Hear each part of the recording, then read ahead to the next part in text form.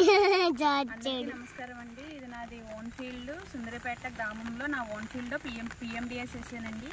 PMDS అంటే నవధాన్యాలు అనమాట. నవధాన్యాలు అంటే ఇందులో పప్పు జాతి ఉంటుంది, నూనె జాతి ఉంటుంది, తేగ జాతి ఉంటుంది, ఆకుకూరలు ఉంటాయి, బెండ బీర అలాంటివన్నీ ఉంటాయి. ఇందులో కొర్ర ఉంది, ఇగో మొక్కజొన్న గంటి విత్తనాలు అనమాట. ఇవి గంటి విత్తనాలండి. ఇవి మేము వేసుకున్నామండి. ఇది ఏంటంటే పిఎండిఎస్ అనేది ఏంటంటే భూమి సారానికి అనమాట. భూమి సారం ఒకప్పుడు భూమిలో మన పురాతన కాలంలో ఎలా అయితే ఉండేదో అలా రావడం కోసం ఈ 30 రకాల విత్తనాలు వేయడం జరిగిందండి. ఈ 30 రకాల విత్తనాలు ఇగో పిఎండిఎస్ ఇలా వచ్చిందండి.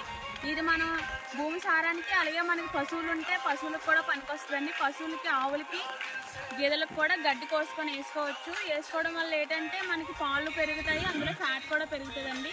ఇది వేసిన మా